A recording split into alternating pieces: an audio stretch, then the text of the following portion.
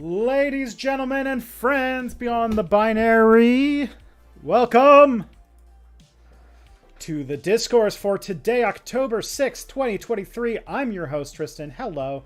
Probably should get rid of that call to action button. It doesn't really, it's just way too outdated. Hello. Hello, Internet. My name is Tristan. I am the host of the YouTube channel Step Back, which you can find at stepbackhistory.com, or likely you're watching it on this channel right now. I don't know why I keep introducing the channel that you are currently watching this on, but yeah.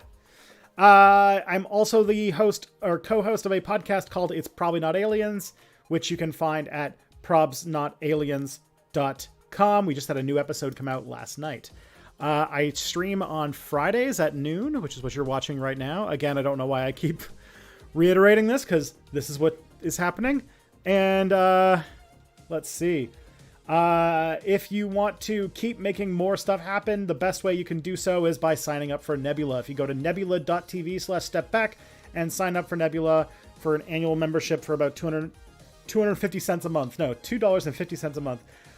You can get access to all sorts of goodies and content and ad-free and early videos and all sorts of exclusive stuff from a lot of creators that I know you like. Plus also, part of your membership supports this guy, me, this person.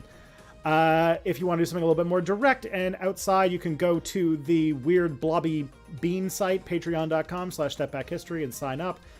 I know that Patreon just inflicted a bunch of new features on us, and I have to go and look into those and see if I'm going to use them and how.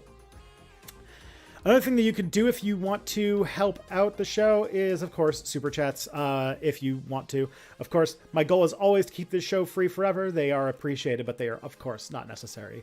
My latest video is about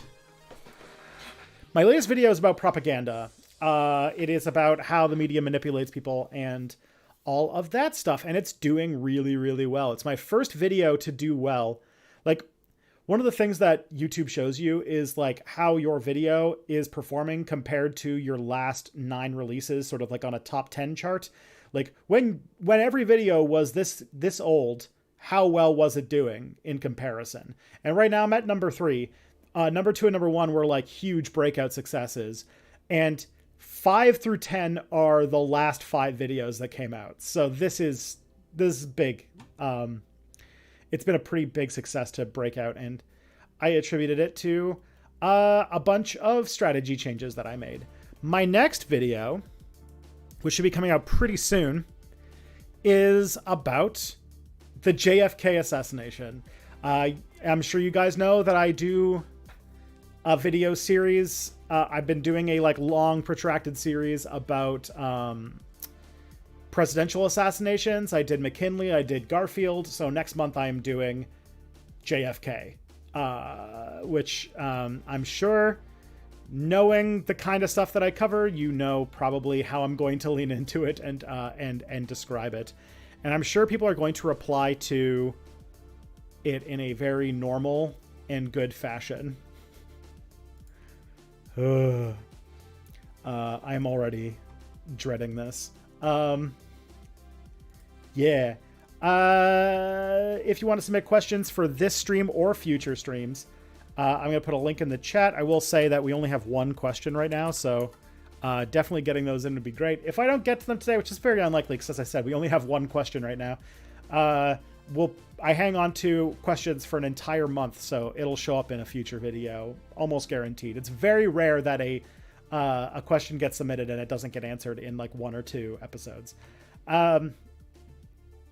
Yeah, and also, if there's anybody who is new, if this is your first time watching one of the streams, please make yourself known in the chat. We've got an amazing group of regulars who are very nice and very supportive, and we're always happy to have new folks join in and be part of the gang. So please say hello, make yourself known.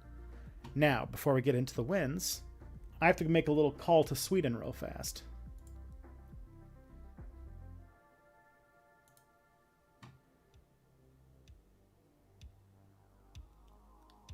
Oh god, I hope this works. Hello? Hello! Oh, thank god it works. Yeah, you sound a little strange, but you're here. Oh, well, I know why, because I fucked up. Hold on. Mia has ascended the physical plane. She is now spinning squares in a gray void.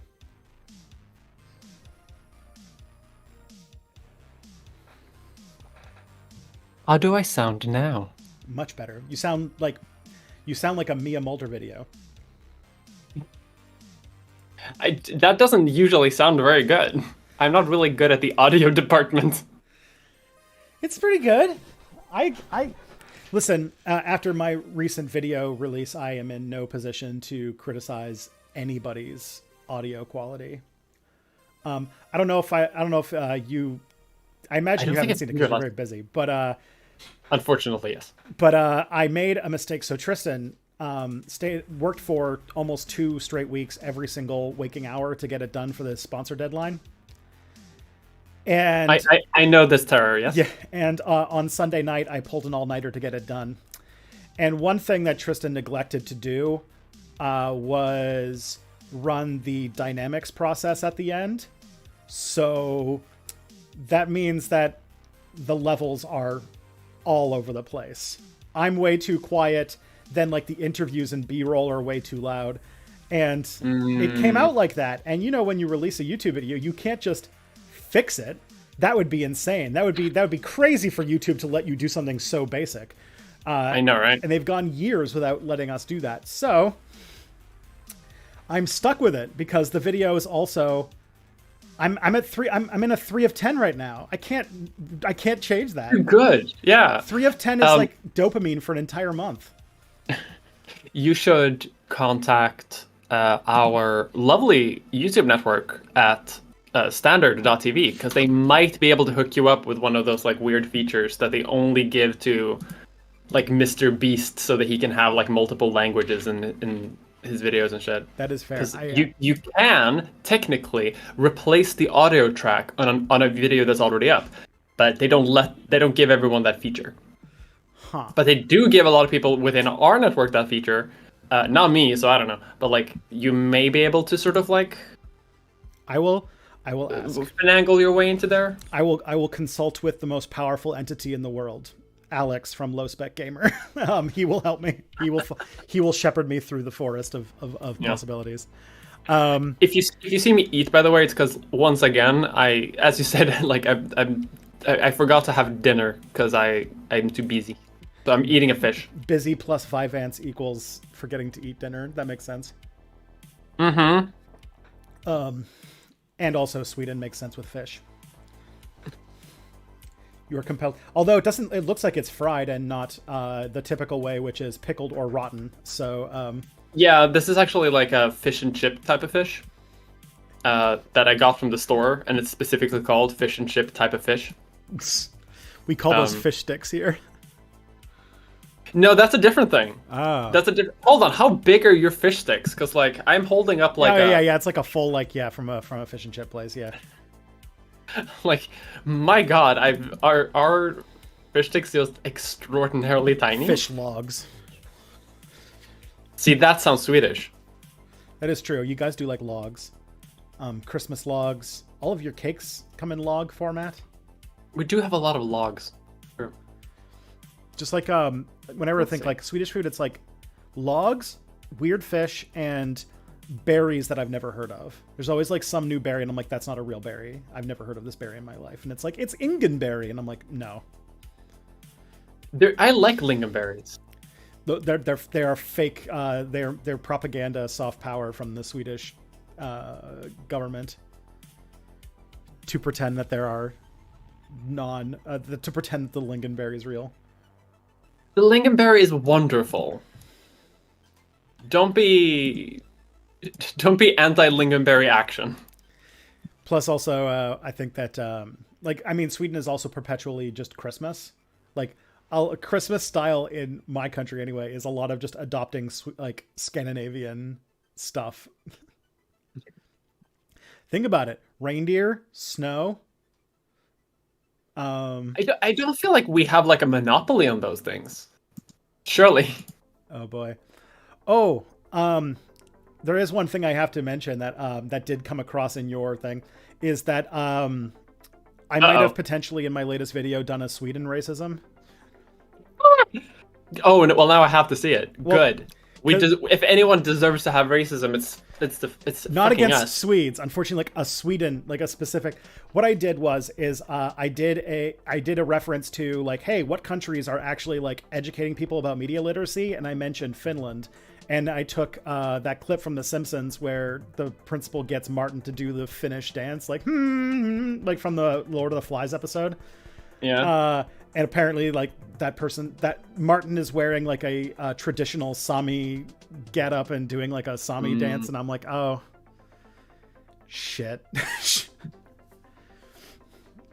I guess it's more of a Finnish racism, but either way, both. To be fair, we're both racist against the Sami, so that's welcome to colonialism. Welcome to and also just like the example of like how what is like very beyond the pale in one country can be very different in a different cultural context, right? Yes. I mean, yes, because I think that this is something that's like, yeah, the Simpsons could do it, and I don't think that like you would be, I guess, the most cancelled for it because the cultural context would not exist for you. If that happened here, yeah, like that's not. If I did that, that would be extraordinarily problematic. Yeah, that's I just took a Simpsons joke that I thought was funny, and they're usually quite funny. Yeah, if they're from early seasons. Yeah, this is from the Lord of the Flies episode. Do you remember that one? It's fairly early. It's the one where they like the bus drives off. Yeah, the Model UN specifically. I have completely forgotten everything about The Simpsons. I haven't watched The Simpsons in very many years. The best joke in that episode, though, is when he goes to Milhouse, who's Poland in the Model UN, and they were like, so like list off Polish accomplishments, and he was just like, well, they launched that rocket ship to the sun at night, and then there was that submarine with the screen doors. And it's like, I didn't know until much later that those are all like old anti-Polish jokes. Yeah. Or that does make sense. Or jokes about Polish science or something. I feel like they used that episode just to make fun of Europe. Which is fair, because that is what everyone should be doing. Yeah. Do you guys want to be the United Nations, or do you want to be a bunch of squabbling children? That's another great line in that. Good. Yeah. See, they were good occasionally, like in the beginning, like a little culturally insensitive and a little like, you know, for a show from the 90s, I think it did all right. Right? They only have like transphobic character arcs and slurs like only like less than 10 times. Which for a show from the 90s is great. And that's actually like a really good track record.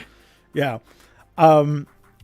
Yeah, like which is wild because like I think of things about like how like their gay rights representation from the episode they did in the 90s was better than the gay rights representation episode they try to do like 20 years later. Like where they just took a character and they decided that they were gay like even like 20 years after the fact was less impactful than like an episode where Homer legitimately overcomes his homophobia and learns to accept another person, and it's like that is legitimately a better story than what they did. Yeah, because Simpsons has like they fell off hard. Like occasionally, I just see like on TikTok like clips from like recent seasons because they still do this shit, and it's just so boring now.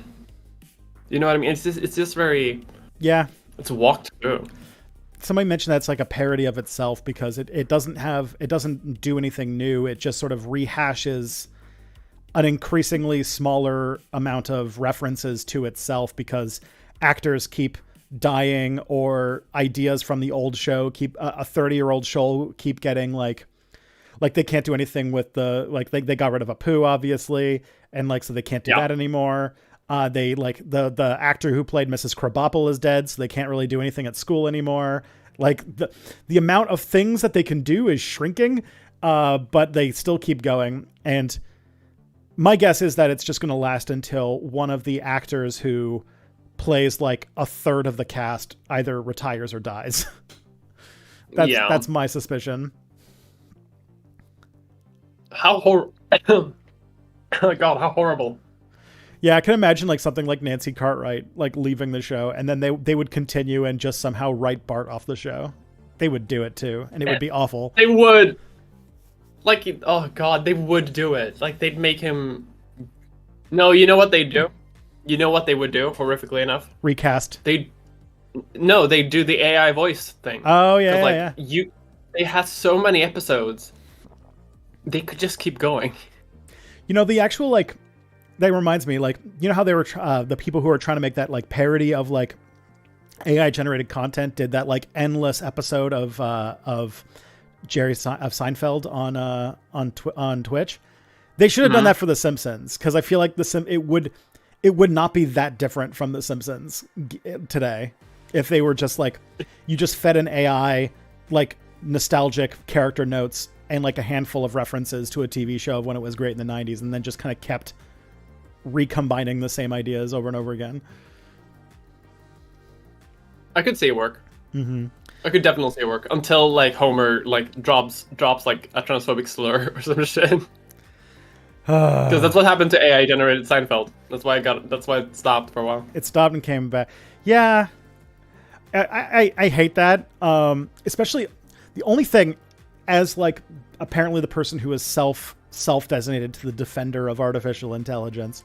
I actually, if you like look at that issue in context, it was not transphobic. It was genuinely funny, because what it was. Oh, you're doubling down. You're doubling down. Did you hear it or no? Have you ever heard the actual thing? I did. Oh God, I did at the time, but I don't remember it right now. The bit was he was like a comedian and nobody was laughing, and he was just like, "Oh, nobody's laughing or finding me funny. Well, I guess I could start saying transphobic shit. Like I could start saying all these things," and it's like it was very much like a like heat-seeking missile pointed at like Steven Crowder. And I was like, and it was funny, but of course, taken out of context and with like a lot of progressive people who are just dead set on hating AI, it did not work out well.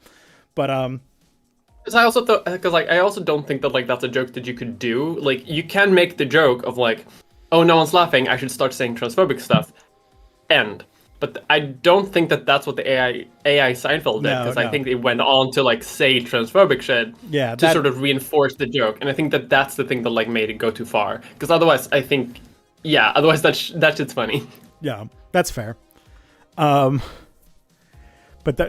there was somebody did make an AI generated where it just kept doing the steamed ham scene over and over again. I do remember that. I remember that. That was good. Sometimes AI can be funny. Yeah. Sometimes. I will say, like, I've been able to use ChatGPT to do a lot of very useful things. Be funny is the one that it does not do at all. No, it doesn't get humor at all. I have tried to use ChatGPT more, like, since you gave me some cool advice. Mm-hmm. It's not working out for me. I'm sad to say. I think now that I'm, like, on Vyvanse and I'm getting better at sort of, like, dealing my own medication. Yep. I think that I think Vyvanse is doing a better job of producing fun shit than ChatGPT is. Because I think I had the best use out of ChatGPT when I was lazy. Me personally, but I think you have a better control of like prompts and shit that I don't understand very much. It's true. I'm very sheepish about this idea because I know how it's going to be received, but I have considered once I get it all down, putting together a Nebula class about how I use it all, but we'll see. That's good. But yeah, everybody, one of the things that we haven't done, first of all, everyone, Mia Mulder, awesome YouTuber, and podcastress. Oh yeah, I'm here. I forgot to introduce myself. I'm eating chickpea dinner. This is Mia Mulder's chickpea and fish mukbang. But yeah, MiaMulder.com is YouTuber and podcaster and politician all in one. Literally, I was just listening to, I edited the It's Probably Not Aliens yesterday. So I remembered all this stuff. That was a good episode. It was. We unfortunately sat on it for way too long because of basically like we had like a bunch of scheduling stuff happen over the summer that got us all messed up, and the show got lost in the shuffle. But I brought it back. Buddy, I haven't made a video since May. Okay. Believe me, I know what it's like to sit on content because I've shot like hours and hours of footage that no one has seen yet. Oh boy. I get it. But it's out now, and it'll be good. And next week we're gonna have Trey the Explainer come on in. The self-described archaeology twink. That's fun. But yeah, you make videos and podcasts about the podcasts are about medical history, and the YouTube videos. Why are you hyping me up though? What's going on? Just because we haven't done it in a minute. This could be somebody's first time seeing Mia Mulder content. The first time I saw Mia Mulder content was on a stream. Admittedly, a lot of people were watching it. A lot more people were watching it, but it could happen. Yeah. The start of my YouTube career when I muscled my way into H Bomber Guys' stream. Mm-hmm. I was listening to you while I was sitting in the waiting room. That truly was a good event of like every YouTuber, every like smallish YouTuber our size being like, this is my moment. I mean, I never ended up on screen. I can make this about me. I never ended up on screen, which is fine because it's not my thing. But no, my version of that was Shakespeare. I somehow ended up on the Shakespeare stream. Well, that was fun. Yeah. Do you want to do dubs? I don't like. I like compliments and like hyping myself up, but I don't know what to say. That is true. We haven't done the W's yet. So, folks, internet, one of the things that we do here at this stream, the Discourse, is that we celebrate wins because we very often talk about the darkest, evilest shit that's ever happened. And so it's good to start off by celebrating victories because we are anti-doomers here. There's the seal out there in the corner. So please, everybody, make yourself tell us how about your victories, big or small, that happened this week, and we will celebrate together as a team. Have you had any victories this week? I got like one of these fidget cubes. Oh yeah, those are fun. I legitimately did not think that I would love them as much as I do because I've seen people talk about them, and I'm like, what's the big idea? How fun could they be? I have this. The answer is very. I love this thing. I kickstarted the original one, and I have it somewhere around here. Oh shit! I'm going old school today. I'm going 2017 style. I don't even know where I got this from. I just have it in my house somehow. I have a lot. There was spinner ass. I think it was like 2017 VidCon. Like everybody was giving out fidget spinners as like merch. Yeah. That was like a weird couple of years. Mm-hmm. Tarbox, your win is that you're hosting a Thanksgiving dinner for friends tomorrow. Hell yeah, Friendsgiving win. Yeah, Thanksgiving. I thought Tarbox is American, but anyway, Canadian Thanksgiving is this weekend, so that's gonna be fun. I'm seeing my parents for the first time in a couple months, and they're gonna see the bebe, and he is so different from the last time they saw him, so it'll be pretty exciting. Legitimately, I like. Obviously, I don't forget, but like it always still shocks me whenever you're like, "Oh yeah, that kid in your house is yours." Yeah, I don't know how I did it, but Jesus Christ! And the thing is, he just keeps getting bigger, and he keeps getting smarter. He's this morning taking him to daycare. I put on his socks, and like Kelly was upstairs getting ready because we went out for breakfast afterwards, and I said, "Go get your shoes," and he like walked over to the front door, grabbed his shoes, came back. And I'm like, oh boy. I heard that having a kid is like having a dog that gets smarter. Yes. Is that? There is a point when they're like between like 1.5 and 2 years old where they cross the threshold of being a smart dog and turn into a dumb person. And you're like, oh my God, it's happening. That is cute. Somebody also washed their dog and he's floofy now. Congratulations. Floofy dogs are great. I love floofy dogs. I love washing animals just because they get so weird. They react so differently. Hydra centipedes, their win. Finally got to a therapist to see if they have ADHD, realized they may have had it all their life at 37, and it's quite likely that you have it. Nice! Well, we're all getting ADHD diagnoses now. The paper, yeah, I mean, like, I think it would not be a surprise to me that, like, it's a disorder that, like, a quarter of people have. And as I think that also, like, as our context is changing, like, we're moving into a reality where we have to do more and more and more focused work in order to survive. And as that happens, the shortcomings in that area that come from ADHD, like, I feel like our work environment is getting harder and harder and harder as a person with ADHD to manage without intervention. So more people are realizing it. It'd be like if we, like, implemented, it's like how, the reason why, like, I'm like, some people are like, oh, everyone's got ADHD now. What is all this about? It's like, I liken it to, like, in the 1960s when they legalized divorce and everyone was like, wow, everyone's getting divorced these days. And then it, like, went down after a while because it's just like, yeah. And also I think that psychologists are making it easier to get the diagnoses that people want because it's notoriously difficult to go through the process. So, yeah, I think that might be, like, a changing diagnostic criteria thing and not necessarily, like, an accessibility thing, because I tried to get, like, my diagnosis for ADHD here in Sweden for years, but because we have a public healthcare system, which means that anyone can go there for free, and because I live in Stockholm, where the right-wing leadership has, like, defunded public healthcare for, like, fucking years, they only really give they only really do, like, investigations for, like, people who have the most severe cases, and almost always just children. So here you can get it, but you gotta pay.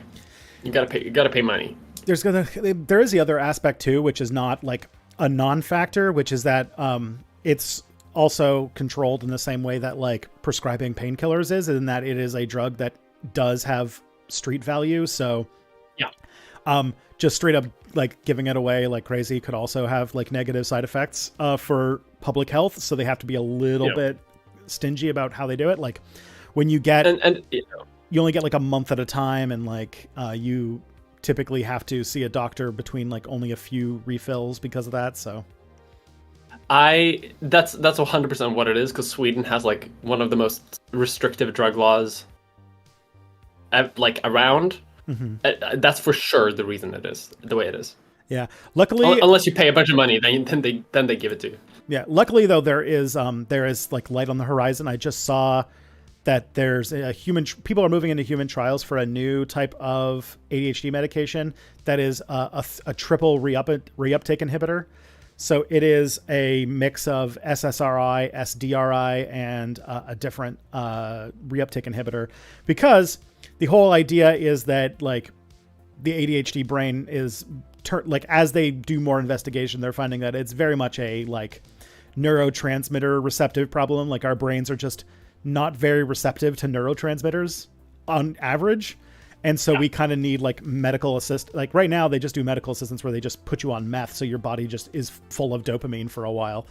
But the future version of it is, like, something that would, like, have it so that your brain just gets better at holding on to and absorbing them, which would be less of, like, it'd be like an ADHD medication that doesn't, like, rev you up for, like, 8 hours and then you collapse. It would be more like you just smoothly work better. So that entered into human trials, like, last month. So we'll see where that goes. But exciting. Yeah. You know what's the other insane medical tech? There's all sorts of, like, insane medical stuff that I somehow ended up on, like, getting in my, like, notifications and stuff. That there's a this is interesting. This also shows the immense power of estrogen.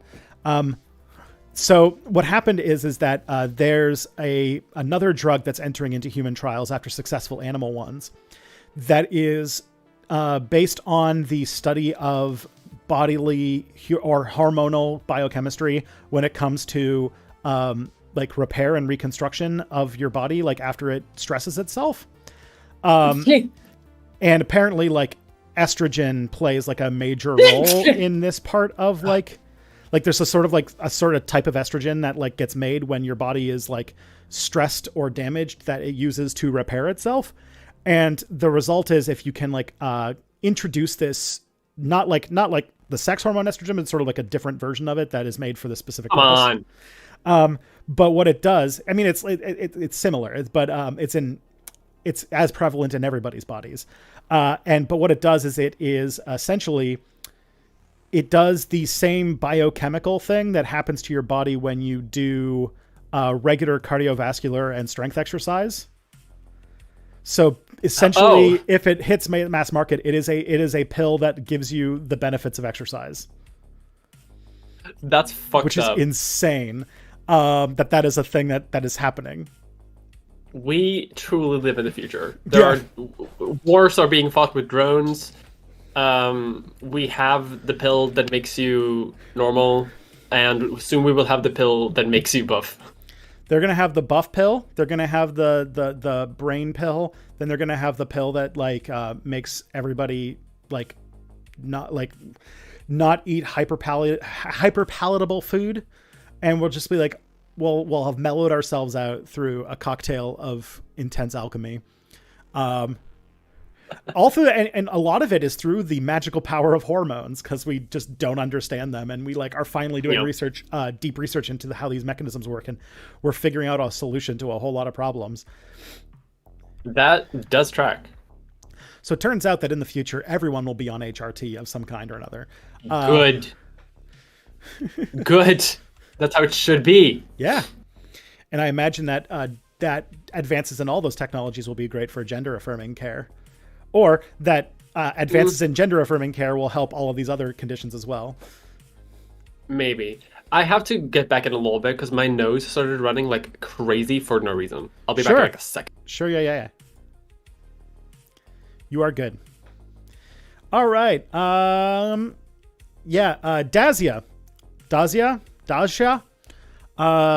They are one of the new moderators to our Discord server, and they actually know how to run a Discord server. So they've spent the last couple weeks revamping it and making things a lot better. And every decision that they've made has resulted in us having a better channel or a better Discord server overall, which is great because I always feel like the Step Back Discord server is one of my most I don't give it as much love as it deserves, and it definitely deserves to have a moderator community that that really cares about the little. Like we've had a community, like the server's been around for like a few years now, and it has a small but dedicated community that's really, really awesome and keeps having really interesting conversations. So I'm glad that even though I'm not the most benevolent, I'm kind of a neglectful, overlord, that the moderators are made up of people who belong to the community and are making it better for themselves, which makes me very happy. And your second win is that you've been working with an employment resources and will be having an interview with your village government. So maybe you'll get a job. That's awesome. Jobs are, jobs when you don't have a job are great. That's so cool. I realized I didn't talk about my own wins. So my own wins are that we took my son to the doctor. Last time he went to the doctor, he was underweight, and now he shot up into normal weight because he's now eating properly. So we are good on that front. And we had a date night with my friends that went really well. So that makes me happy. The weather is starting to cool down finally, which makes me happy. Yeah. And on the podcast front, we've also tweaked some stuff so that the podcast going forward is going to start to become more robust, and its release schedule is not going to be so haphazard in the future. So all of that, very good news. You can't win in Dwarf Fortress, but having energy to play is a win already. Yeah, losing is fun. That's the whole thing of Dwarf Fortress. Is just the most fun Dwarf Fortress is just when insane shit happens. I need to do some more work on that. I need to play Dwarf Fortress more. I haven't played it in a very long time, and I basically haven't played it at all since the Steam version came out. And I really need to I need to give it a go because I find it very fun. I find it fun when I get into it, and then I like forget about it, and then I'm always just like, oh, I don't want to play Dwarf Fortress. It's so much work. But then when you actually play it, it's like very fun. I need to play Dwarf Fortress in a way so that I actually stop getting out of the mentality of playing a game and more get into the juice of the story. Because like unlike RimWorld, you end up with like only like 3 or 5 or like maybe even 10 people, and you get like a really intimate knowledge of all of the different people and personalities, and so the stories are a lot more compelling to me personally. But Dwarf Fortress, you can end up with hundreds of dwarves, and it gets harder for you to like follow what's going on and who the different personalities are, and they just kind of become dwarves. Plus, there's no direct interaction with them, which also makes it difficult. But the simulation is so much deeper and so much more in depth. So, like, the game, like the world it creates, is so cool. Ooh, looks like we got Mia back. Hello. No, I got Coke nose or something like that. I don't know what's going on. That's a joke. If the cops are watching, by the way, Jesus. For legal reasons. For legal reasons, I don't know what's going on. What's your title? Like, what do people have to call you at work? At politics, you like? They don't have to call me shit. Do you have to do that? You don't have to, but like as like city councilor or something like that. I think the correct name, even though like it has a different meaning to you, would be opposing counsel. Okay. Because I'm a counselor, and I sit on the council, but I am in opposition. So in Swedish, it's oppositionsråd. Okay, but like so, like if you're in session, would they be like, Councillor Mulder, your remarks? Sometimes, if you're very formal, but most people are not. They're just like, Mia, what's up? Fair. Yeah, we were just talking about Dwarf Fortress, and I was comparing Dwarf Fortress and RimWorld. I haven't played Dwarf Fortress, so I don't know how it is. It's a lot like RimWorld, but like the only problem is that as I was talking about, like the problem that I have is that like RimWorld just gives you a few characters, so you get to really know them and understand them, and like really like, and you can also directly control them if need be, which makes you feel more intimately connected to them. Dwarf Fortress, you can't directly control them, and you can also end up with like hundreds of them, and a lot of the like assigning of work priorities and stuff like that is all automated at a certain point because there's just too many of them to manage otherwise. So because like they didn't in the original game, but then people made something called Dwarf Therapist, which was like a side program that just made the game playable by automating all of like what people are doing based on skills and such. Oh. So yeah, that sounds like that would be more useful. Yeah, but it also like you can end up with like 200 dwarves, and so you lose track of like the individual stories and stuff going on, but the simulation's so much deeper. Yeah, see, I can't do that. Let's see. The honorable city councilor, absolutely not. No one sees me as honorable. Isn't the buff pill just steroids? Well, I'm guessing that this is not steroids, because yeah, you're talking about steroids, as we call it now, HGH, has a lot of very messed up side effects. That's sort of the problem. Anabolic steroids are very bad for the body because they build muscles and make like your whole endocrine system go fucking crazy. That's why people don't recommend it usually. So I'm hoping that they're not just like, this exercise pill is not just like that. Because I think that like HGH, it's just like it's just like steroids are just a hormone that commands your body to start building muscle. This one is like more using the hormonal mechanisms to trigger the kind of things that your body does, like after you do strength workouts, to rebuild your muscles stronger. That's what I think it's. Because basically, like, if you think about it, what exercise is stressing your system and causing minor repairable damage that triggers the hormone cascade that leads to you rebuilding those, and it typically rebuilds it bigger than it did before. So your heart takes stress, and after working out, and it rebuilds itself stronger and better able to pump blood. Your muscles, same thing. And like that's, And then you're sort of like in competition with the autophagia that happens, which is when your body eats your muscle tissue in order to keep yourself sustained. So, like Autophagia. Yep. It's what you oughta to do, but you do anyway. Oh my! Careful with that reference. It's an antique. Oh boy. Yeah, I'm wondering how many people. That's like a movie from the early 1970s. But I guess it does have a Disney Plus sequel. Good show one. Now. Yeah. Oh boy, you want some stupid show? I haven't seen History of the World Part 2 yet. It's fine. I just hope it does. I can tell Mel Brooks had fun with it, and I like Mel Brooks. Yeah, he seems nice. Yeah. Let's see if we got some. Let's see if we got some more W's. I sucked it up. Okay, this is Amy. She said that she sucked it up and got back into strength training, consistent 3 weeks so far. Nice. Good stuff. God, I wish that was me. Reminds me of another W is that I tried yoga for the first time this week, and I enjoyed it hurt like fuck, but it was enjoyable. It doesn't hurt a surprising amount. Mm-hmm. Guinevere Evans says that their W is that they did a photo shoot for coming out on Facebook and Instagram for Coming Out Day. Nice. Yeah. Shit, yeah. That is awesome. That's how you do it.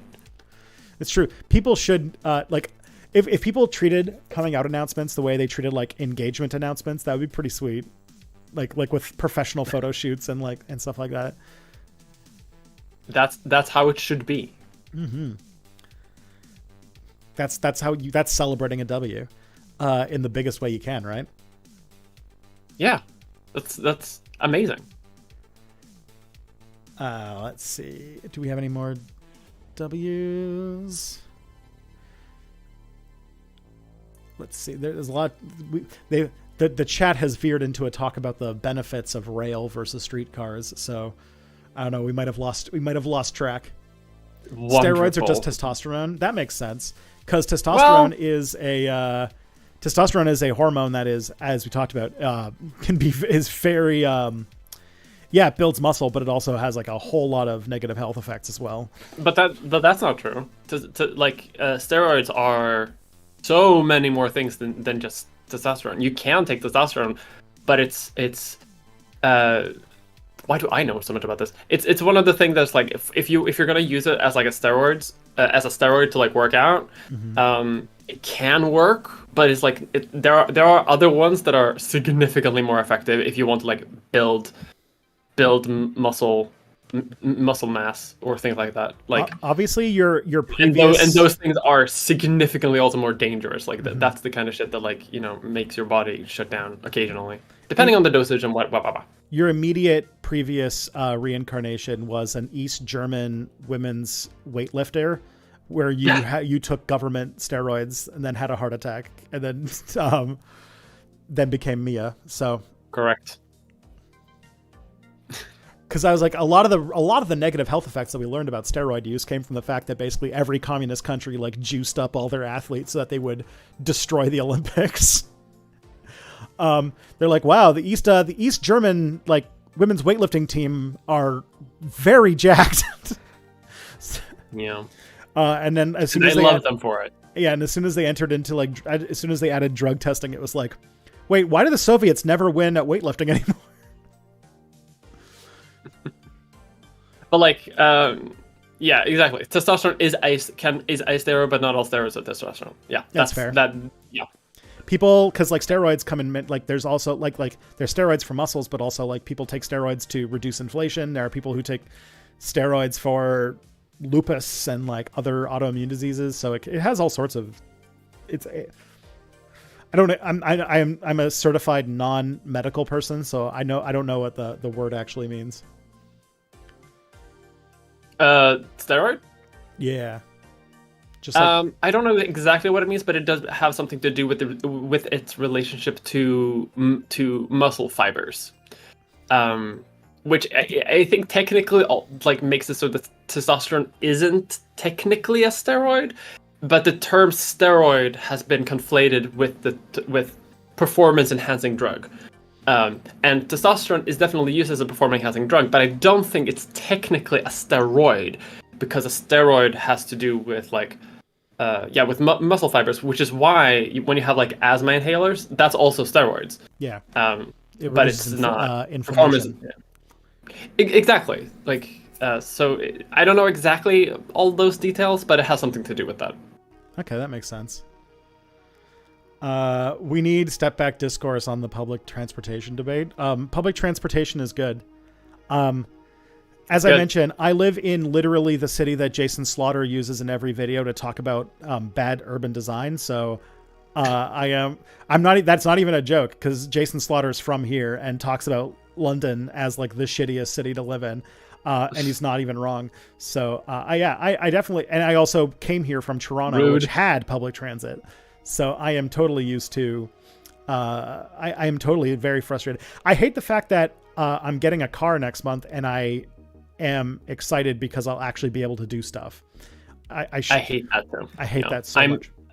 I'm getting, I'm going to be in a very similar situation, and I also hate it. Interesting. I'm curious why that, because like, I imagine that Stockholm's public transit would be really good.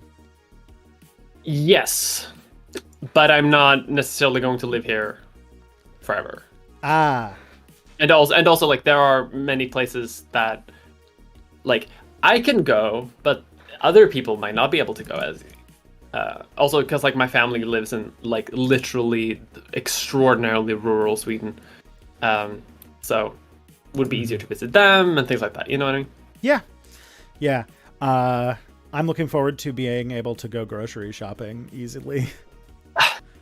I don't even have a license though, so no one bullied me yet.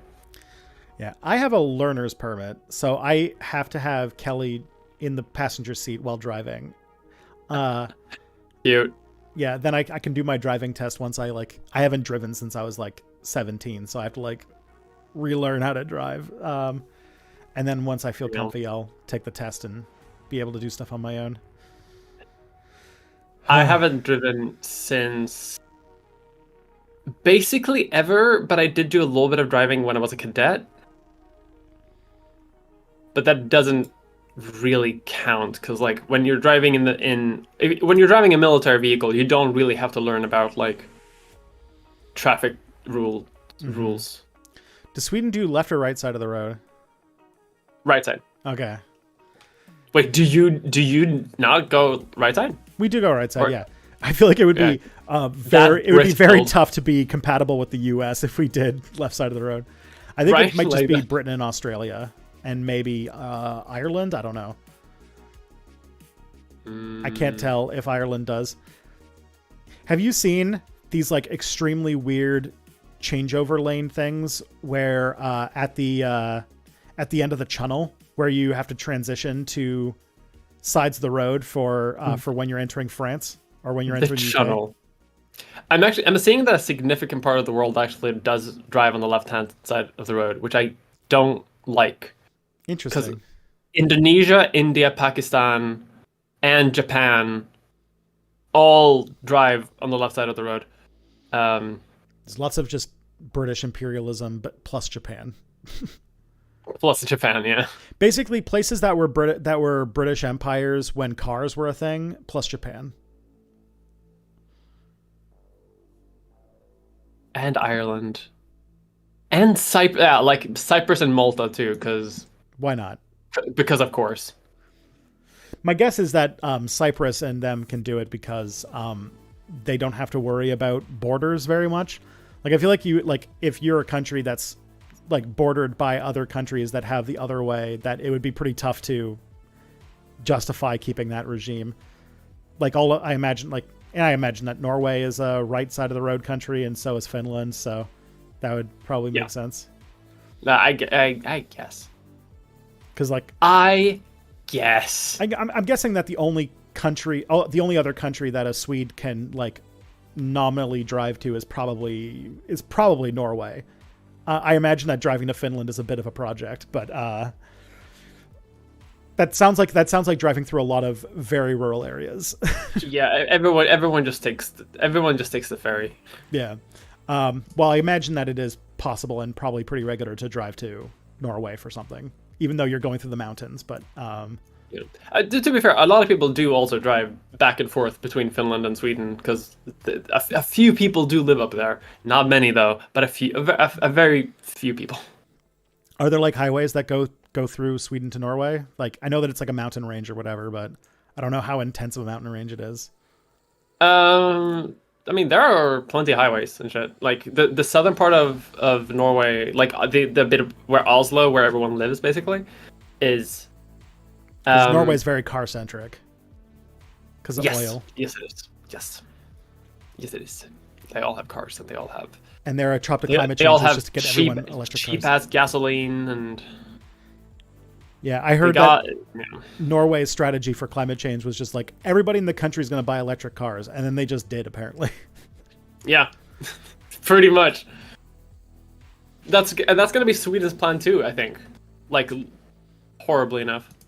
It's difficult because like I do think that this is part of the sort of urban design and vehicle aspect that like doesn't get talked about when we're talking about how to adapt our transportation system, because it is one thing to say like, yeah, just public transit, that's going to be our solution for climate change issues. But if you do live in a country like our two countries where you have to deal with the fact that there is like, you have to deal with two things. One, we have areas of the country that are very inaccessible because they're like very low population density and in very rough terrain. And two, and typically also in climates that electric infrastructure performs very poorly in. Like there is like one thing that is still a problem with electric cars is that they have a really hard time starting in the cold when it's too cold out.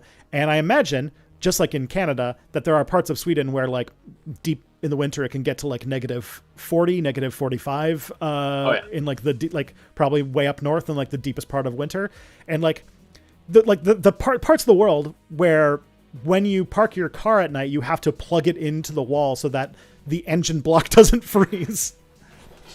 Yeah. And so you do have to like obviously the vast majority of car use can be reduced with public transit, but like also you have to like, there is like, when you have a country like our two countries specifically that have a lot of land and not a lot of people, that can sometimes, public transit can sometimes have diminishing returns in some places. I think that that's very true in a lot of places. I do think that like a lot of like pro car people tend to like exaggerate the impact that does have though. Yep. Because I feel like Canada would be like the perfect high-speed rail country. We literally have, as would Sweden be, like, because like we don't have that many mountains. Like we have mountains, but no one lives there. And we have swamps, but no one lives there except for my family. And like, but you can run train lines fucking everywhere here. Mm-hmm. Like it's flat. Norway, I kind of get. Norway has mountains and fjords and shit. But we don't have an excuse. Yeah, and also like I would like the ideal society for the ones that in places we live would be that you would be able to survive on public transit 99% of the time, and then when you need to go somewhere, you can like rent a car or something. Yeah. But yeah, like, cause the main thing is that like a huge percentage of Canada lives literally on a straight line. And if we just made that into a high speed rail line, it would be huge. Like literally like London on one end, Quebec City on the other. And just. It's crazy to me that that's not a thing that you have. Yeah. People were talking about how like it takes like 5 hours to take the train from Toronto to Montreal, which is about the distance from like Madrid to Berlin.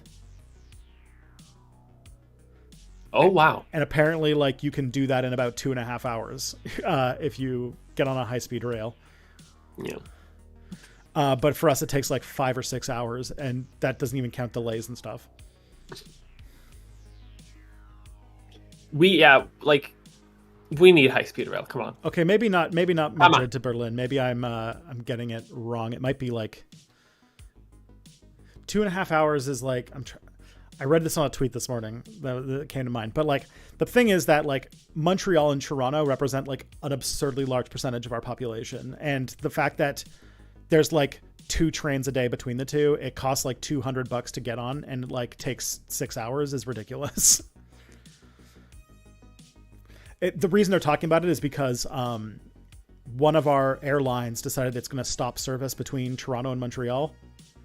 And everyone's like, oh, what are we going to do? Like, we don't have any flights going between these two big cities anymore. And it's like, and like, they're like, why are we complaining about their flights? It's it's a very short distance for a train ride. Yeah, if only there was like a multi-rail big people mover. Mm-hmm. Yeah, and I mean, it could be extended just to go all the way to London and then all the way to Quebec City, and you would get like a huge percentage of both those provinces. And these provinces, like Quebec and Ontario, represent like over half the country's population, which is absolutely absurd. But yeah, so like that's the thing that you need to put trains in there. Yeah, there are parts of the country that would benefit greatly from trains. I also do understand that like saying that we'll use public transit to fix our climate change problem to like indigenous community that lives in like a remote part of Ontario that you can only access in the wintertime because you have to drive over frozen rivers is probably not going to be super convincing. Yeah. But like every country's geography presents different issues. But yeah, we can't just use Amsterdam's solution for everybody, as much as how awesome as it is. Yes, we can. We can use it for most of it, but not all of it. Everyone should bike. Yes, I think that'd be great. Be a lot legitimately healthier. like this has actually been one of my big policy decisions of like as being a politician is just like, please God, can we have just like electric bicycles for people to borrow? Mm-hmm. Just dear God. There's like, I think that like it seems like there's a backlash against them because it's sort of like how it's the backlash that like when because right now people are talking about Ozempic, right? Like that drug that hormonally changes it so that you're like, you don't have much of an appetite anymore. And it's like causing people to like have more healthy appetites and lose weight and such like that. And also being a very powerful anti-diabetic drug. Probably has saved at least one of my parents, if not both my parents' life at this point. So like, but the thing is that like, yeah, but the thing is like people are getting mad at it because it's like, there's certain things that like we associate the difficulty associated with these things with like moral goodness. And so like, and like people's need to feel superior to other people. And like, if we like ended up putting in like a drug that made it so that like nobody overate anymore, like people would be like, oh, like it removes their like need to feel morally superior over others. And I feel like that leads to a backlash. And I think that the same thing is with like electric bikes. Like there's a lot of like cyclists who are like, that's not, it's like the other example would be like the people who for some reason shit on audiobooks. And they're like, an audiobook is not really reading. And it's like, reading's supposed to be not fun. Like what? Like, what do you mean? Yeah. No, you have to be bored while reading. You must read it yourself in your own mind, or it's not a real book. It's just like, who cares? Yeah.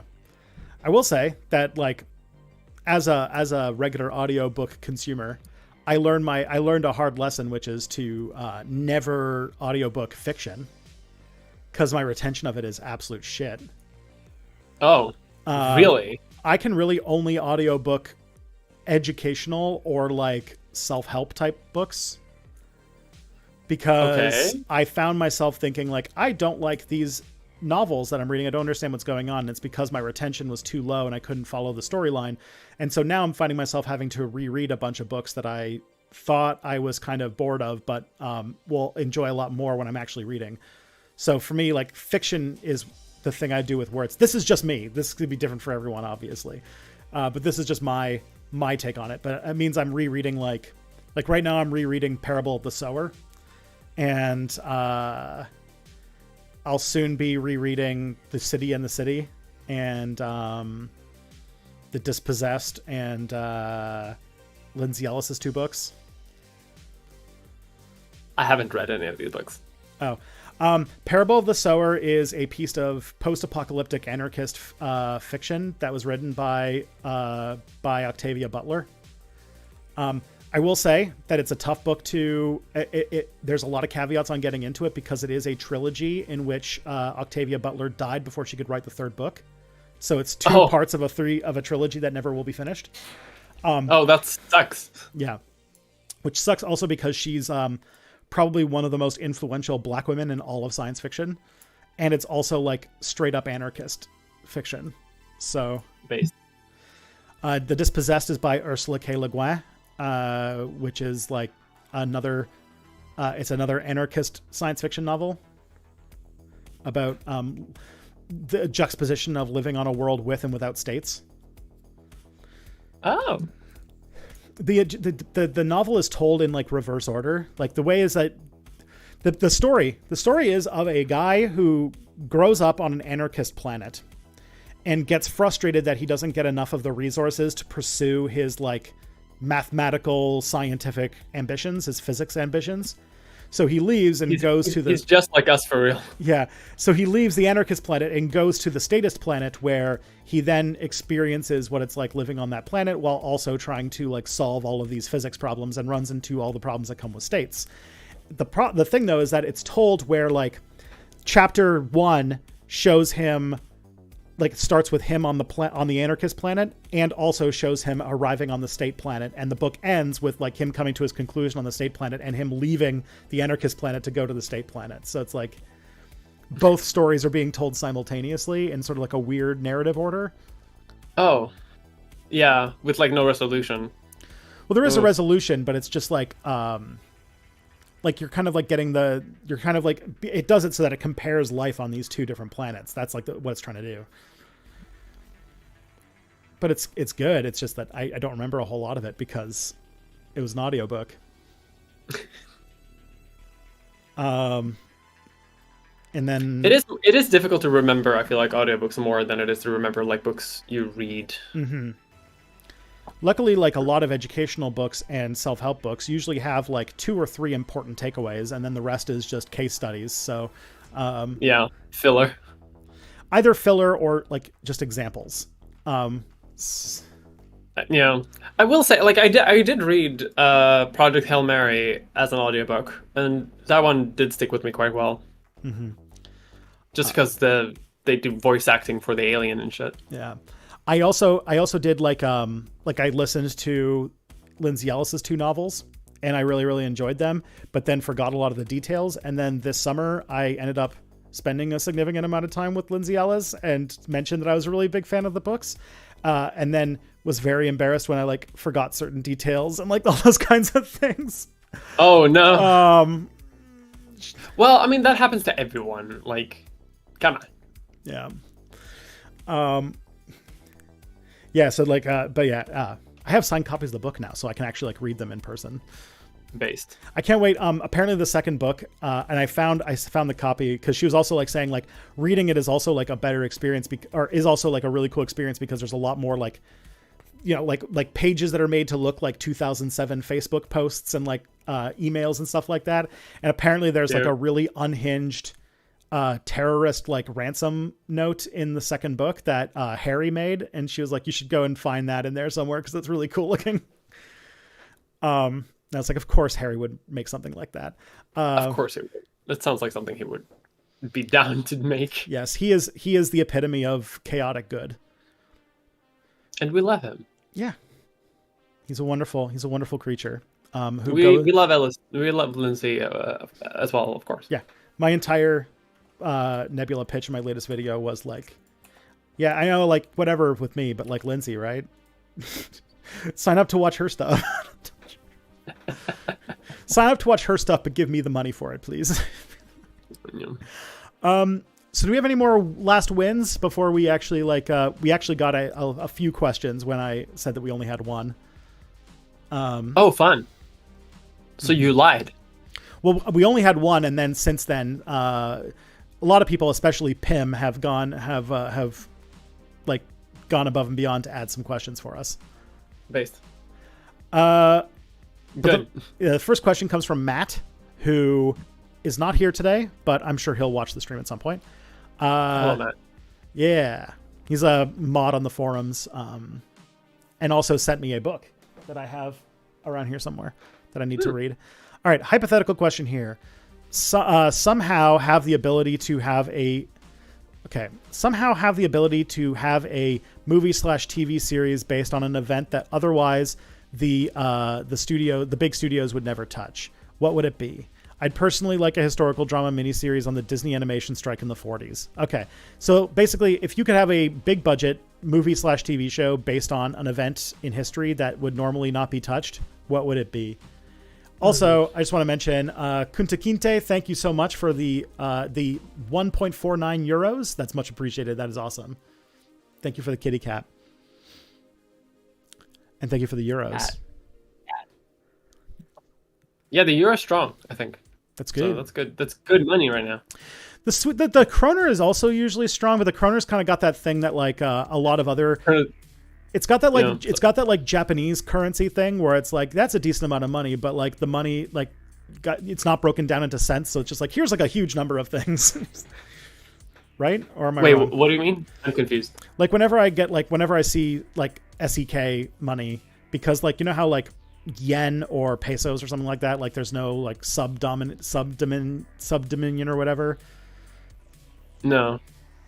So they don't have that in SEK, right? Like you don't have like dollars and cents or something like that, right? No, we do. We have cents. Okay. Not cents. Not called cents. They're called öre. But it's an extraordinarily small amount of money. Mm-hmm. So I just don't think it's. I think like the minimum amount is like the full crown. Whereas I think with euros and dollars and like some of the more bigger currencies,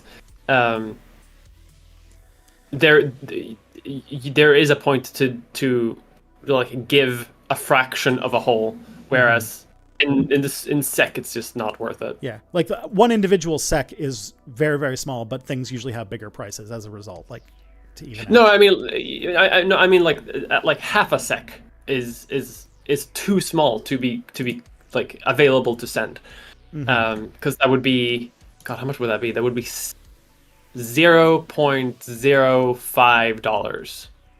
Yeah, so like a nickel. It's like 5 cents. Yeah. Like why would you send 5 cents? Yeah. Or like a cent or something like that. Like that makes no sense. So yeah, I think that's more the cause, because we have subdivisions. But in the same way that like you'll never see around. But like in the same way that you would see like in like Mexico or in Japan, like the numbers the price numbers just look a lot bigger to someone who's not there, because like an individual SEK is not worth like a whole lot, but still like it's not like that doesn't mean it's weak. It's just like that's kind of how it works. That's just exchange rate. Yeah. To be fair, that's how the exchange rate is, but the SEK is also hella weak right now. Okay.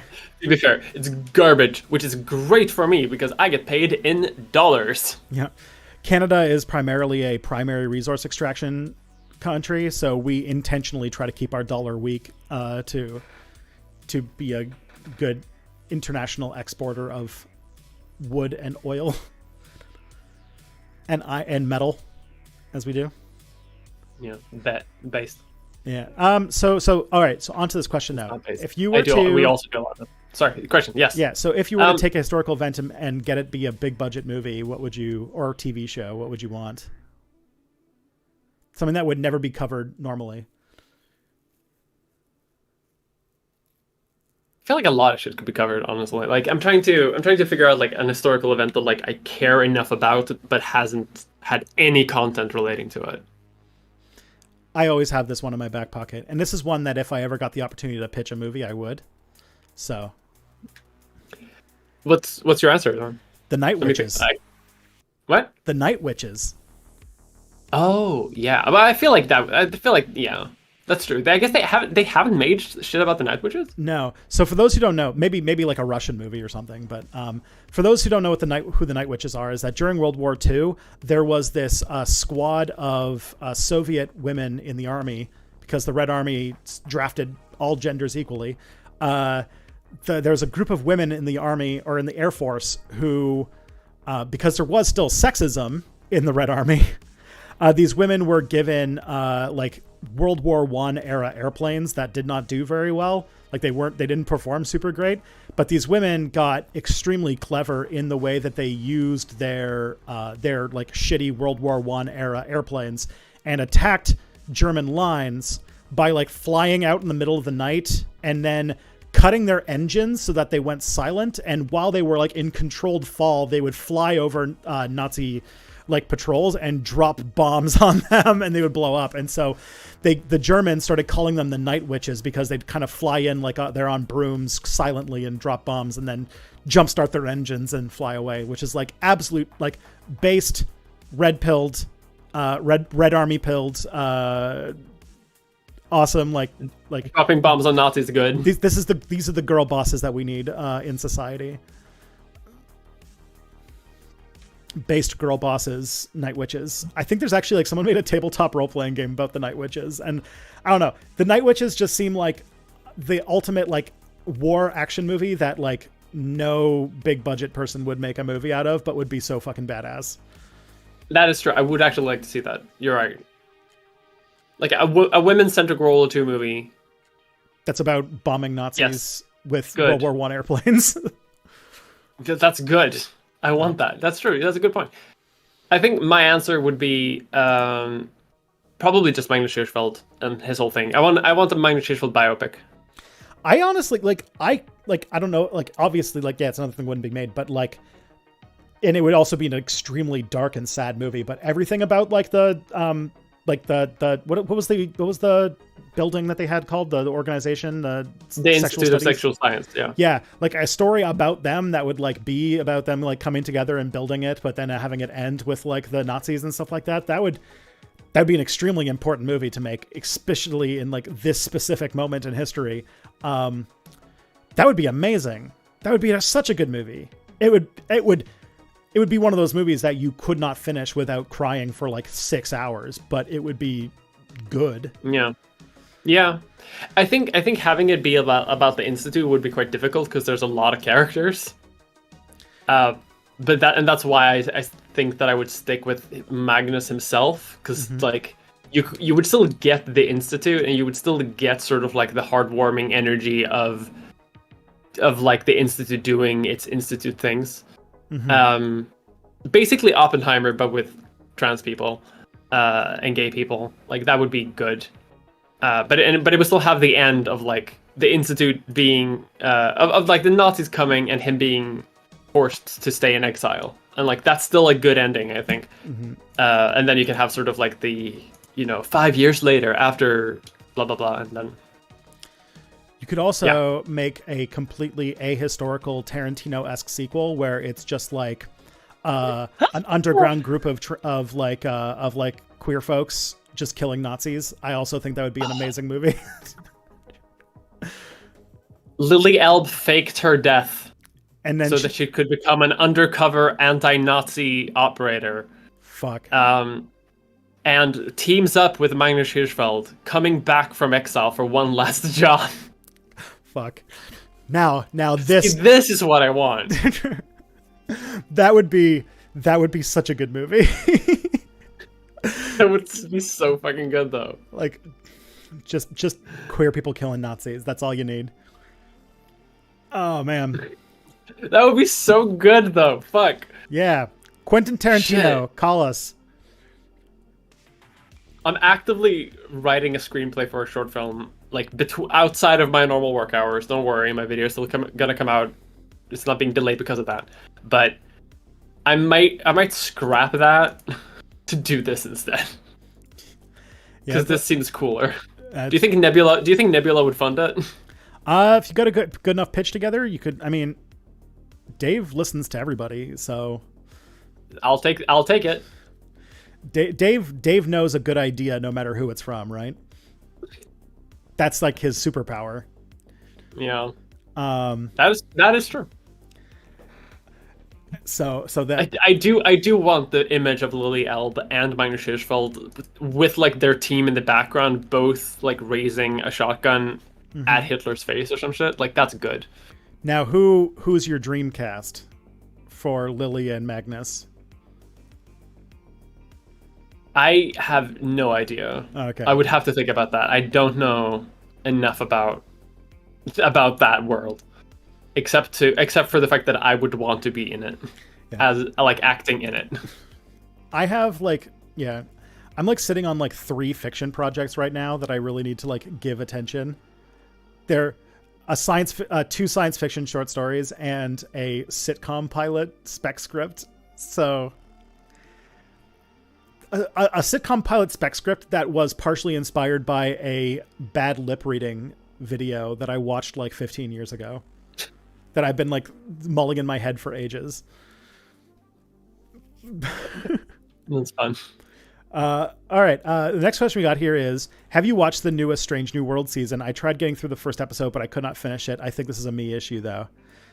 The answer is I haven't seen it. The answer is I have, and it's fucking transcendent. There are some episodes that are like some of the best Star Trek things that have ever happened. Subspace Rhapsody is one of the best Star Trek things that exists. And also, Those Old Scientists is one of the best. It is the best crossover in television history. Jack Quaid and Tawny Newsome are so good in that episode. It's actually a crime. I could see it. I could see that work. I haven't seen it yet, though. Yeah, but the crossover with Lower Decks. Oh, I've seen a lot about that on TikTok. It's so good. They just like, what's it called? A new Lower Decks episode just came out with that had Rom and Lita come back for an episode. Oh shit! Yo, yeah. What's it called? Rom. There's like Lower Decks, despite being like a sitcom, is like doing like big lore stuff because it's about like Ferenginar talking about joining the Federation, which is like humongous. Good. With socialist Grand Nagus Rom in charge too. I hope.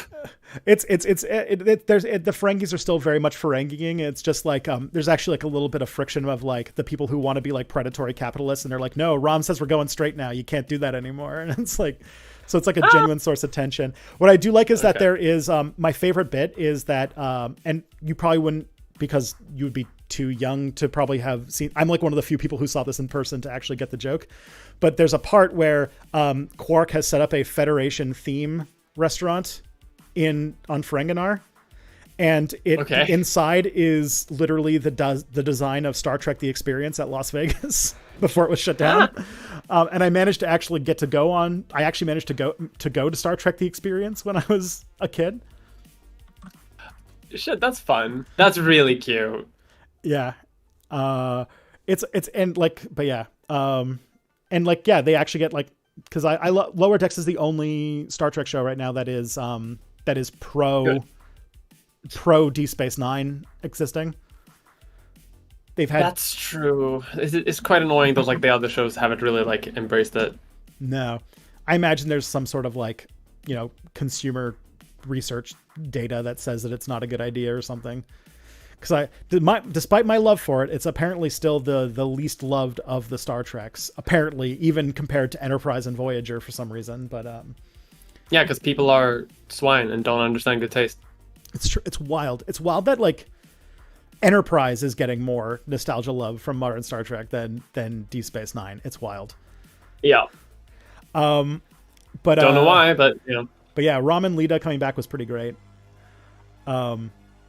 Yeah, it's a good episode. It's very funny. But on Strange New Worlds, like Strange New Worlds has not only those two things, it has now set up a tradition where every single season they have a Vulcan themed sitcom episode, which is also amazing, where Spock accidentally gets turned into a full human, but has to undergo like a whole bunch of Vulcan engagement rituals that are like really hard for humans to do. It's cool. God. Yeah, I love how they're like, you know how like the Pon farr episode of TOS, like they set up that he's in like this marriage that he doesn't want to be in anymore, and like the whole thing is about him trying to get out. They're doing the work to set that all up, which I really appreciate. That's cute. I really like that. They're taking all of like these like TOS character plot lines that really didn't get much attention in the 60s show and like giving them their preamble in like a really clever way. Nice. Like there's just like one random episode where Nurse Chapel confesses her love for Spock in the TOS show, and it's turned into an entire like romantic subplot, and it's really good. Like it explains like how Spock lost his like why he became super embracing of his Vulcan side, and like I'm like, oh, because now he's like a poor baby, and I love him. He's always been poor baby, and I love him. Mm-hmm. But yeah, that's fun. And yeah, also Ethan Peck is just a really good actor. Like he's so good at being Spock. So yeah, I will say is like, yeah, the first episode, I can't remember the first episode, so there is that. But yeah, it's definitely like it's getting, obviously as Strange New Worlds keeps getting like renewed for extra seasons, and so they have more creative freedom. They are increasingly becoming unhinged and insane. So I can't wait to see the fact that they did. That's classic Star Trek. That's how you do it. The fact that they did the crossover with the animated sitcom, followed by a very intense episode about like war crimes and like whether or not somebody can be forgiven for doing the unforgivable, followed by an episode that is a musical, followed by like a like horrific war episode about like body infesting parasite aliens that involves several of the main cast potentially dying in the next as like a cliffhanger for the season. Like, what other show does that? Because they've really done a lot to set up the Gorn as like a major dangerous threat, which I think is cool. I shouldn't spoil too much though. Yeah, I mean, I haven't seen it, so I don't have anything to contribute. Sorry. You must watch Star Trek. I know I must, but I've been so busy. It's all right. You'll get to it the second that I actually watch Andor. And that's true. Gotta watch Andor. At the moment, I'm watching Foundation, and I don't even know why I'm doing it to myself. I feel like the show is not great, but I'm still like compelled to keep watching it. You don't like the show? It's not my favorite storytelling, but I really, really like Jared Harris. Like Jared Harris is one of my favorite actors, and he's really good at it. And I like that he's getting more screen time this season. Yeah, I like that too. I like my two favorite actors, and they would be so good in a movie together, are Jared Harris and Jeffrey Wright. And I can see that work. Yeah, it feels like they should have been in a movie together, but apparently they haven't. But either way, like I really like. I'm liking it. I think I'm liking it more in like. Season 2 is a bit stronger, and I'm liking it more as like they're done setting everything up and now it actually has a plot. Because like Foundation was always going to be tough to adopt to television, and I think they're finally threading it decently. But for Star Wars, and maybe you'll I don't know how you'll feel about this. Maybe it should be like a podcast thing we do. It'd be fun. I realize that so much of Star Wars requires homework now. Because I'm like, I'm going to watch this show. And it's like, well, you can't really watch this new show that's coming out unless you watch this other show. It came out 10 years ago and was made for 4-year-olds. But so. And you can't watch that show unless you watch the other show that was also made for 10-year-olds 20 years ago. Which is based on a movie that's considered one of the worst movies conceived by humans. That has the lines around the perimeter, or no, around the area a perimeter create in it. It's a good movie. I refuse to hear prequel slander. So, anyway, the new shows are good. Andor, however, requires no foreknowledge, none. Well, the only foreknowledge I would have no homework required. Is... All you need to know is the first Star Wars movie, and that's it. Like the Star Wars Episode 4, done. That's all you need. And I have seen Rogue One as well.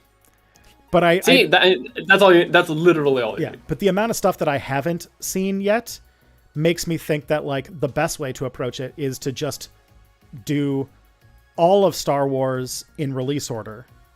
So I'm like pausing all my Star Wars shows, and I'm like, I'm gonna go watch it all to really get a handle. I've done that. That's a podcast. I like, because like, you know me, I'm like a Trekkie who is very frustrated with Star Wars, and one episode, although Clone Wars would take up a good amount of that runtime, but didn't Clone Wars have like 6 or 7 seasons? Something like that, yeah.